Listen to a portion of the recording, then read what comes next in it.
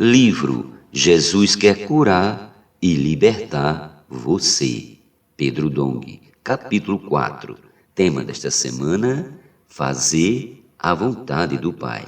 Meta de hoje: leitura das páginas 60 a 63. Não há perdão para quem blasfema contra o Espírito Santo.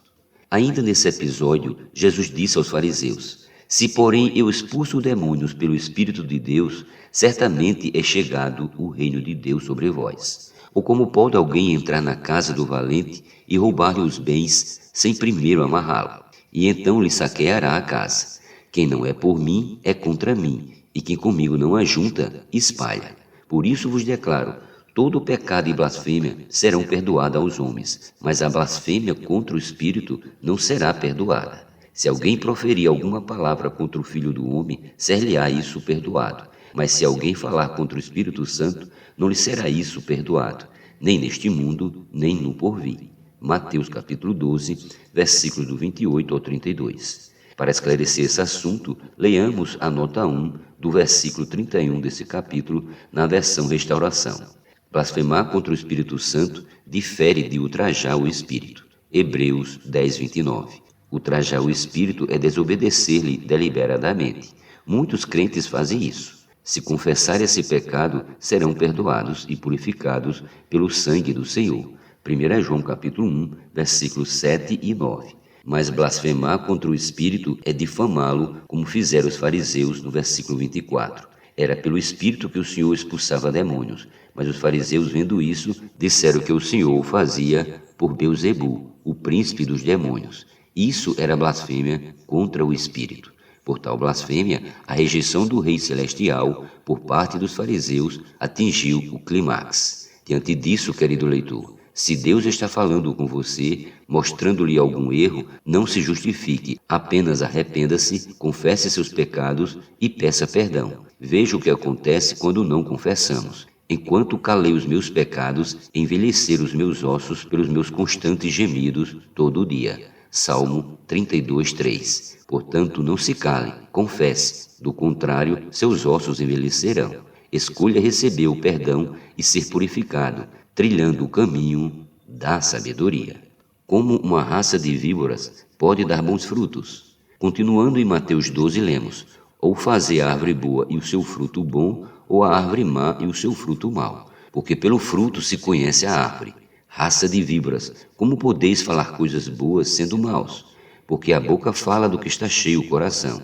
O homem tira do tesouro bom coisas boas, mas o homem mau do mau tesouro tira coisas más. Versículos 33 a 35. Se o homem guarda coisas ruins no coração, não há como tirar dele coisas boas. E o Senhor adverte: de toda palavra frívola que proferirem os homens, dela darão conta no dia do juízo. Porque pelas tuas palavras serás justificado e pelas tuas palavras serás condenado.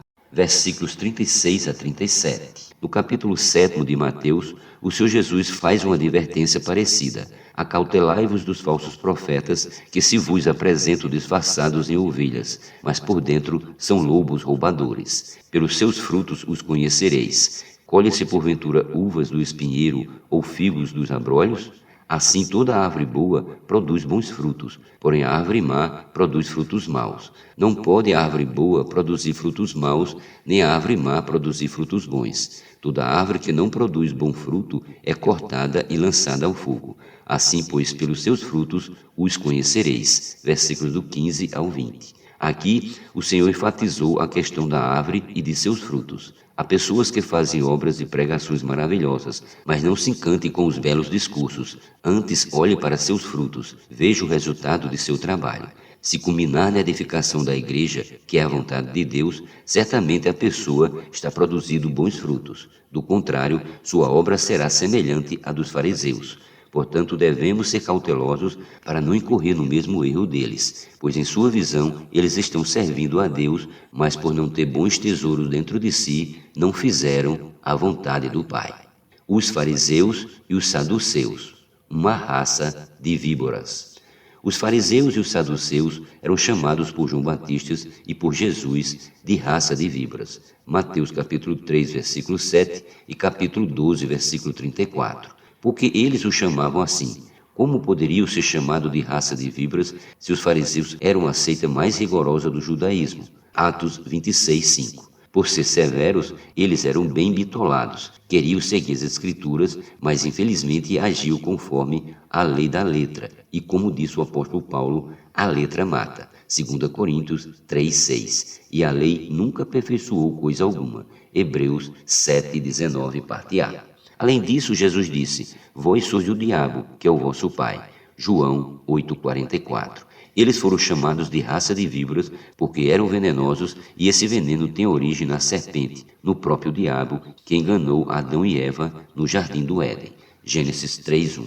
Quando eles comeram do fruto da árvore do conhecimento do bem e do mal, o veneno da serpente foi injetado dentro do homem e passou para toda a humanidade. Por esse motivo, existe uma raça de víboras, isto é, homens cheios de veneno.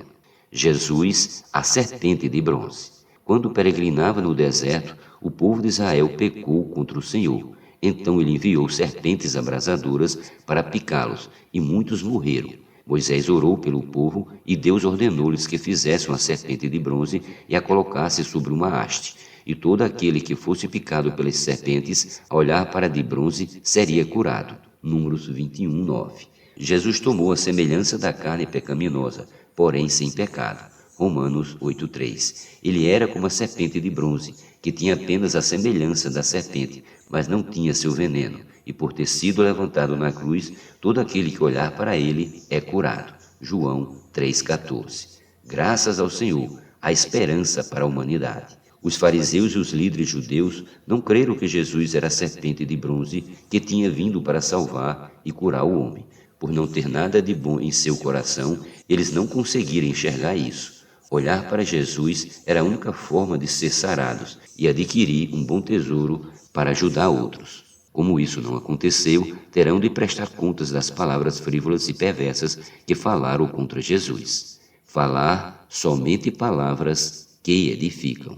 Em sua epístola aos Efésios, Paulo nos admoesta a não falar palavras desnecessárias e fúteis, mas somente palavras que edificam. Por isso as palavras que saem da nossa boca devem ser para edificação. Leamos, não saia de vossa boca nenhuma palavra torpe, e sim unicamente a que for boa para edificação, conforme a necessidade, e assim transmita graça aos que ouvem. Efésios 4:29.